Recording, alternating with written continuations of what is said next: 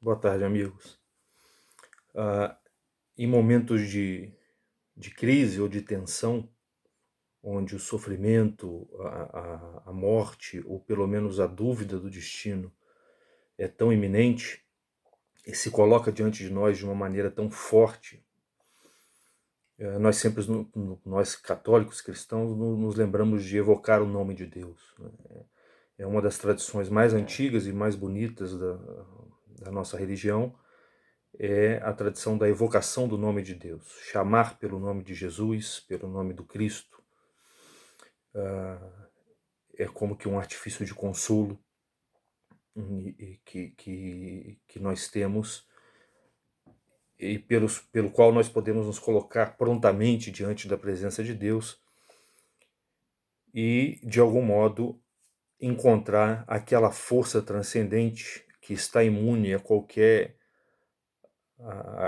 risco, a qualquer contato, a qualquer perturbação que possa vir até nós a partir do mundo, através das coisas físicas e materiais, né?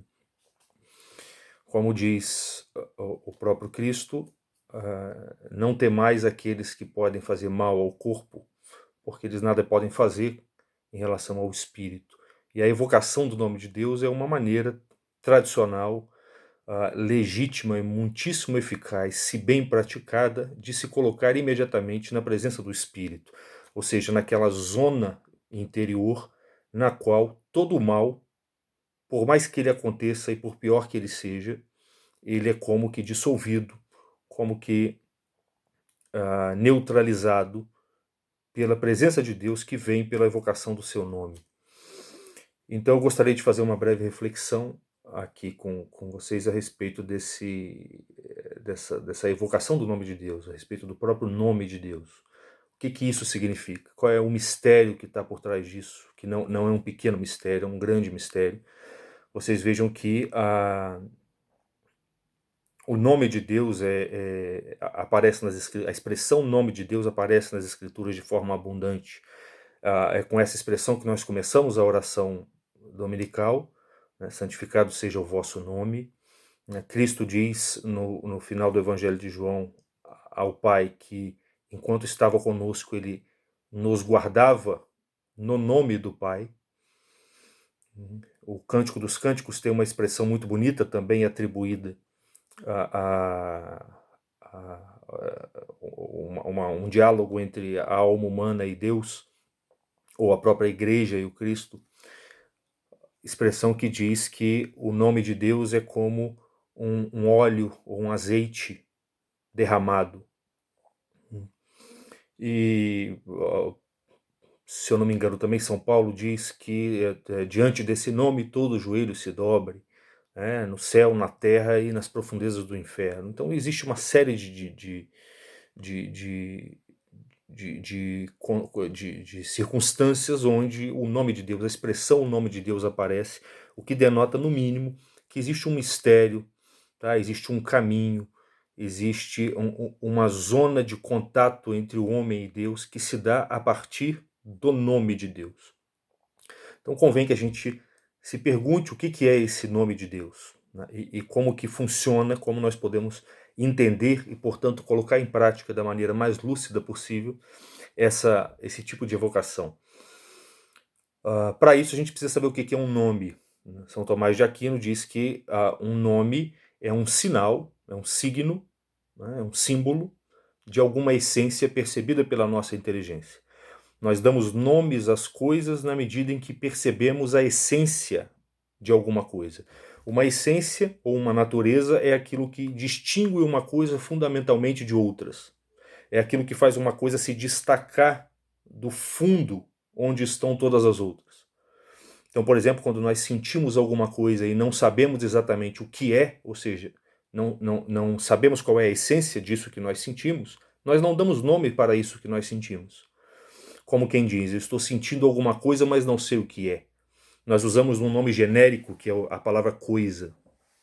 Mas tão logo isso que nós estamos sentindo se destaca do fundo das outras coisas e é iluminado de algum modo pela inteligência, e nós com isso conseguimos captar a essência daquilo que estamos sentindo, nós damos um nome para aquela coisa. Como quem diz, então o que eu estou sentindo é isso. De modo que o nome, como é indicado no próprio Gênesis, quando Deus dá para Adão a função de nomear todas as coisas, o nome é um sinal externo que indica a percepção da essência, da verdade, do ser de alguma coisa. Tá? Somente o homem, dada essa característica do nome, somente o homem pode nomear as coisas, porque somente o homem é capaz de perceber a essência das coisas. Então, o nome de Deus só pode ser evocado pelos homens, porque somente o homem pode perceber a essência das coisas e pode perceber de algum modo a essência de Deus e, com isso, evocar essa presença a partir desse sinal sensível que todos nós podemos manifestar. Todo mundo é capaz de pronunciar o nome de alguém. Mas existe uma diferença entre evocar o nome de uma criatura, de uma coisa, e o nome de Deus. Quando nós evocamos o nome de uma criatura, por exemplo, quando nós dizemos árvore, a pronúncia, a evocação desse nome traz na nossa memória a presença do objeto árvore. Mas o objeto árvore é um objeto limitado. Ele é árvore e não é rio, e não é montanha, e não é gato. Então, quando eu evoco um objeto, a presença de um objeto na minha memória, e quando esse objeto é uma criatura, um objeto limitado e finito, eu estou fazendo uma evocação parcial, porque a realidade que eu estou trazendo para a minha memória é uma realidade que está fora de mim de algum modo. Eu percebo ela pelos meus sentidos, como eu percebo uma árvore.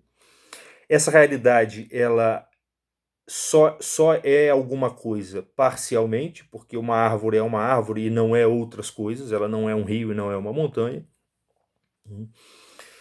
E essa evocação, portanto, ela tem uma característica específica, porque eu me lembro daquele objeto, mas aquele objeto, ele, num certo sentido, é menor do que eu. Tá? Num certo sentido, ele é meu semelhante, no sentido de ser dotado de finitude e de imperfeições, tal como eu, que também sou uma criatura, sou dotado.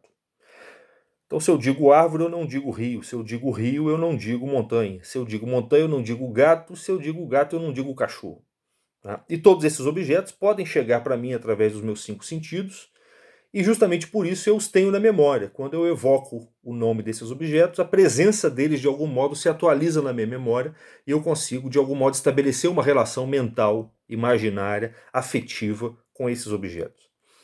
Mas quando nós evocamos o nome de Deus, uma coisa diferente acontece, porque o nome de Deus, ele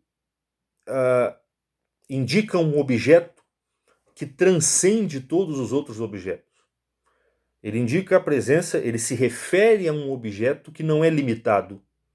Ele se refere a um objeto que abarca todos os outros. Como diz o apóstolo, nele nós vivemos, nos movemos e somos. Então, num certo sentido, ao evocar o nome de Deus, eu estou trazendo, atualizando na minha memória a presença de um objeto dentro do qual todas as coisas estão.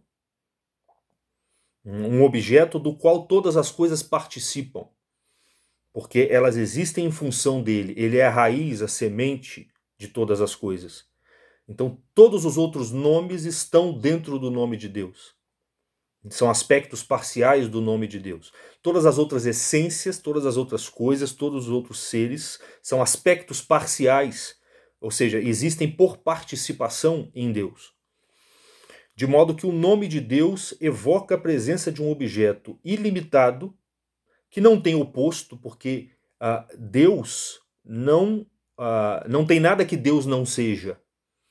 Né? Quando eu digo árvore, eu estou dizendo não rio. Mas quando eu digo Deus, eu não estou dizendo não para alguma coisa. Eu estou dizendo um sim absoluto. Eu estou chamando para minha mente a presença de uma realidade positiva absoluta dentro da qual todas as outras estão. E fora da qual nada fica, nada existe. Somente o próprio nada, que não sendo nada, justamente não é nada. Então, ao evocar o nome de Deus, Tá? Num certo sentido, eu não estou me lembrando de um objeto específico. Eu estou me colocando na presença de um objeto que transcende todas as coisas, inclusive a mim mesmo.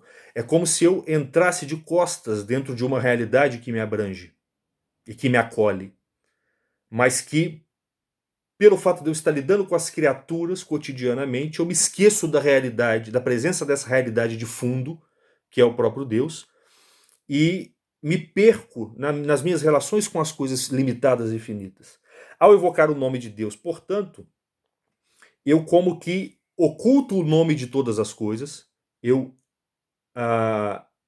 escureço a presença de todas as coisas e como que me abro ou me chego até Deus como que de costas, como se eu fosse acolhido pela própria presença de Deus que me transcende. De modo que, num certo sentido, não sou eu que lembro de Deus ao evocar o nome de Deus, mas é Deus que se lembra de mim. Quando nós estamos andando na rua e reconhecemos uma pessoa e a chamamos, nós chamamos pelo nome dela. E essa pessoa, quando ouve o seu nome sendo dito por alguém, o que ela faz? Ela volta a sua atenção para a direção dessa pessoa que pronunciou o seu nome. Deus sendo uma pessoa, quando eu evoco o nome de Deus, ele também volta a sua atenção para mim. Só que Deus não sendo um objeto, como eu, não sendo uma criatura, não estando no mesmo nível que eu, no mesmo grau de realidade que eu, sendo na verdade um ser eminente, superior, e eu estando abaixo dele, participando dele, só existindo em função e por participação nele, ao chamar o nome de Deus e ao Deus voltar a sua atenção para mim, num certo sentido, Deus está infundindo a sua presença em mim. Porque, embora nas criaturas o ser e a atenção delas sejam coisas diferentes, por exemplo, eu existo e eu tenho a minha atenção. A minha atenção, às vezes, está focada num objeto, às vezes está focada em outro, às vezes se perde. Então, o meu ser e a minha atenção são coisas diferentes. Tanto é que muitas vezes eu estou fora da minha atenção, eu não estou em posse dela, eu estou desatento. Mas em Deus não. Em Deus não há distinções, ele é uma realidade simples, absoluta. Então, a atenção de Deus é o próprio ser de Deus. Deus é sua própria atenção. De modo que, ao chamar Deus pelo nome, e ao Deus depositar em mim a sua atenção, é o seu próprio ser que ele está infundindo em mim. Ele está como que derramando o seu ser em mim. E esse ser divino que é derramado em mim, como que me aproxima dele, me faz participar de forma mais plena daquilo que me dá realidade, daquilo que é a fonte de toda a perfeição que eu tenho, que eu posso ter e que eu almejo alcançar diariamente. E que a maior parte do tempo eu busco alcançar evocando o nome das coisas, seja dinheiro, seja uma pessoa, seja o que for. Mas evocando o nome das coisas eu não posso alcançar isso que o meu coração busca, porque o que o meu coração busca é a plenitude da existência. E essa plenitude só é dada por esse objeto que está acima de mim. E justamente por isso, ao evocar o nome desse objeto, e sendo esse objeto o próprio ser, ele deposita a sua atenção em mim e derrama o seu ser em mim, fazendo com que eu participe de forma mais plena da sua presença. É da mesma maneira quando nós, talvez seja preciso se lembrar de uma situação onde você estava diante de alguém que você gosta muito, que você considera muito importante, né? E que você um dia chamou o nome dela e ela te deu atenção. Quando uma pessoa muito importante nos dá atenção, nós sentimos um certo deleite, mas esse deleite acaba. Porque essa pessoa, afinal, é só uma pessoa comum, uma criatura. Agora você imagine você chamar o nome de Deus e Deus te dá atenção. Depositar em você o próprio ser dele. Sendo que ele é eterno e não passa. Sendo que ele é a fonte inesgotável do ser. Quer dizer que ele vai derramar em você aquele líquido, aquela bebida, aquele vinho do qual a sua alma realmente tem sede e que pode realmente saciar a sua alma. É aquela água que, quando nós bebemos, nós não temos mais sede. O único problema é que a nossa atenção é frágil e nós não conseguimos nos manter na evocação do nome de Deus o tempo todo. Geralmente nós evocamos no perigo, na iminência da morte, nós dizemos Jesus, né? Nossa Senhora, meu Deus. E nós não temos o hábito de treinar e de pronunciar esse nome diariamente e até o tempo inteiro. A prática tradicional do cristianismo é de que se fundamenta naquela exortação evangélica que diz orai sem cessar. Como orar sem cessar? Não dá para eu ficar recitando o Pai Nosso o tempo inteiro, mas dá para eu trazer o nome de Deus na minha mente, no meu coração o tempo inteiro, de modo que a atenção de Deus esteja sempre em mim, porque eu estou sempre com fé evocando o seu nome. Esse nome que está acima de todos os outros, diante do qual todos os joelhos se dobram. Tá?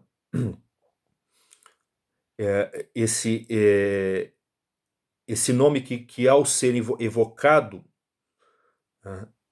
de algum modo derrama, como diz o Cântico dos Cânticos, derrama um azeite na minha alma, derrama um óleo na minha alma.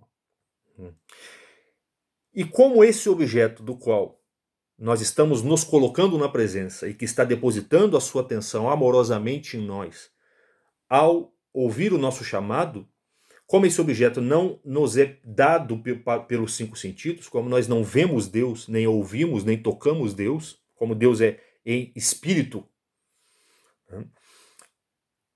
essa evocação exige a fé. A fé é justamente o argumento das coisas que não se veem. Então, a fé é aquele ato da inteligência que se move, que assente, que aceita, que afirma, que conhece e até que percebe um objeto que é invisível aos olhos, mas que é o fundamento de todos os objetos visíveis aos olhos. Então, num certo sentido, a fé também é o nome de Deus. O nome de Deus também pode significar a fé, porque a fé é o símbolo de algo ausente. Como o nome é aquilo que torna presente algo que está ausente, ou que chama a atenção ausente para a sua presença. Então essa evocação do nome de Deus deve ser feita sempre com fé, porque a fé, do ponto de vista psicológico, subjetivo, é o nome de Deus.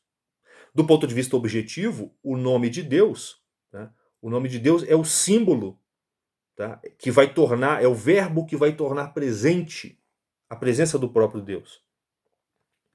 Então, ao evocar esse nome com fé, crendo, é o próprio Deus que deposita sua atenção em nós. E como a atenção de Deus é o seu próprio ser, é o próprio ser de Deus que é infundido na nossa alma. E como a nossa existência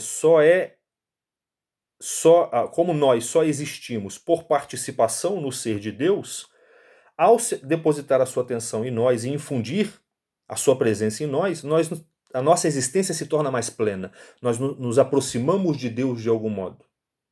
Então veja que, num certo sentido, ao evocar o nome de Deus, é Deus que está rezando. O sujeito das famosas jaculatórias, onde nós evocamos o nome de Cristo, de Jesus, ou do próprio Senhor Deus, a essência da jaculatória é que ela é uma oração tão profunda, tão breve, mas tão precisa, tão certeira, que, num certo sentido, é o próprio Deus que está na trindade das pessoas, rezando dentro de mim, convidando o meu coração, iluminando a minha mente e infundindo o seu ser no meu próprio ser. É claro para que isso tenha eficácia, é preciso o exercício do ato de fé, é preciso estar em estado de graça, é preciso todo aquele aparato ascético inicial, a humildade, a mansidão, mínimas que nós devemos adquirir com o nosso esforço próprio. Não é uma palavra mágica, tá? É mais do que isso. É mais do que isso. E justamente por isso ela exige um pouco mais de nós. Mas não deixa de ser curioso que essa essa expressão do Cântico dos Cânticos, lembrando aqui o Santo Antônio, que é o padroeiro do nosso instituto. Santo Antônio tem um sermão muito bonito a respeito do nome de Deus, onde ele vai justamente refletir sobre o simbolismo dessa frase do Cântico dos Cânticos, né? O seu nome é como um óleo derramado, o seu nome é como um azeite derramado. Acho que azeite aqui é mais preciso.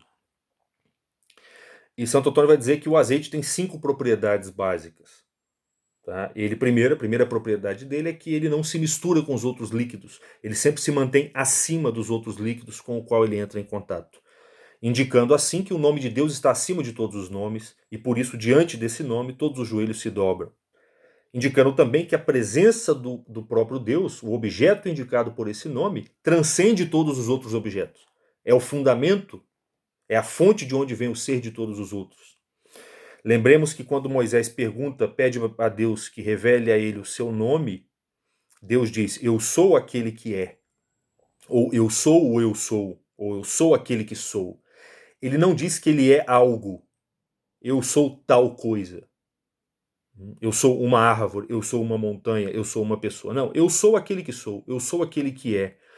Essa expressão, que é o próprio nome de Deus, em sentido estrito, mais absoluto, indica justamente que Deus é o óleo, é o azeite, na sua propriedade de não se misturar com as coisas e de sempre se manter acima dos outros líquidos com os quais ele entra em contato.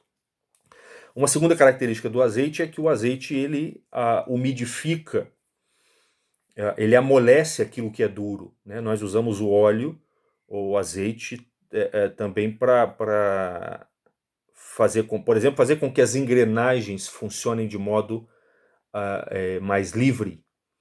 Então ele tem a propriedade de amolecer o que é duro, de libertar o que está preso e retido, né? De sutilizar, de dissolver aquilo que está coagulado. De modo que a presença, a pronúncia, a evocação constante, diária do nome de Deus e a presentificação de Deus através dessa evocação amolece o coração do orante. Torna esse coração manso e humilde.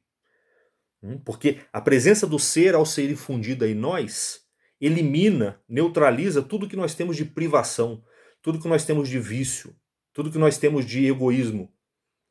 Todos os nossos vícios são gerados porque nós colocamos as criaturas ou nós mesmos acima de Deus, como quem coloca a água acima do azeite, fazendo uma força para que isso aconteça, porque não é da natureza da água ou de qualquer outro líquido estar acima do azeite. E isso vai gerando um endurecimento. O nosso eu fica rígido, as nossas paixões ficam rígidas, a nossa vaidade fica rígida, o nosso coração fica duro. E a presença de Deus, infundindo o espírito, eliminando as privações, desfazendo esses nós e esses núcleos que se formam na nossa alma, torna o nosso coração mole, humilde, manso. Uma terceira característica que Santo Antônio coloca é que o azeite ele adoça. O azeite também pode ser utilizado como adoçante. Ele adoça aquilo que é amargo. Santo Antônio vai dizer o que é amargo na vida espiritual. São as tentações. O abandono daquelas coisas com as quais você estava vinculado por um apego, com as quais você se deleitava na sua vida mundana. O abandono dessas coisas gera um gemido na alma, gera um amargor, porque as tentações vêm, elas sobem. Você coloca a sua mente em silêncio e as tentações começam a subir, começam a vir à superfície, a vir à tona. E existe um amargor nisso, a vida se torna um pouco amarga.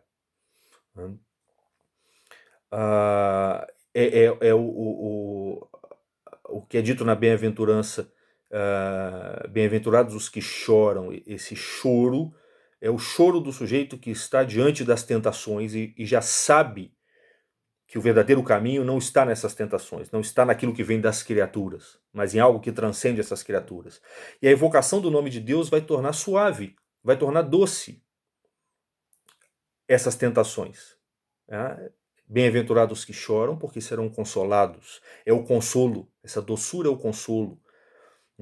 Porque as tentações se tornarão como que um espelho de pureza. Você verá nelas, ao invés de você ver nas tentações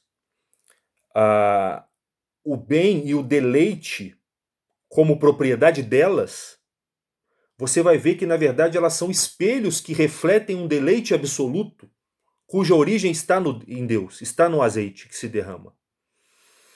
Então, as tentações se tornam um espelho que reflete a pureza do próprio deleite que se encontra e que deriva, que vem da presença divina. A quinta característica que Santo Antônio coloca é que o azeite também pode servir para iluminar. Né? O óleo também pode servir para sustentar o fogo e iluminar a escuridão, as trevas. De modo que a evocação do nome divino, de algum modo, ilumina o nosso coração, ilumina a nossa inteligência. Ela dissipa as distrações. Uma das grandes utilidades das jaculatórias é justamente impedir a dispersão dos nossos pensamentos na hora da oração e durante o dia. Então, essa iluminação própria do azeite, com a prática fica muito evidente, porque a simples pronúncia de uma ejaculatória do nome de Deus realmente derrama, a imagem do Cântico dos Cânticos é muito precisa, realmente derrama uma força, uma presença que clareia os seus pensamentos, que espanta as trevas, que dissipa as trevas. E por último, o azeite também sacia, ele também é um alimento, então ele sacia o corpo. Do ponto de vista espiritual, essa saciedade vem porque ele vai tornando plena a sua alma. Como nós dissemos, a infusão de ser divina elimina todas as privações da nossa alma.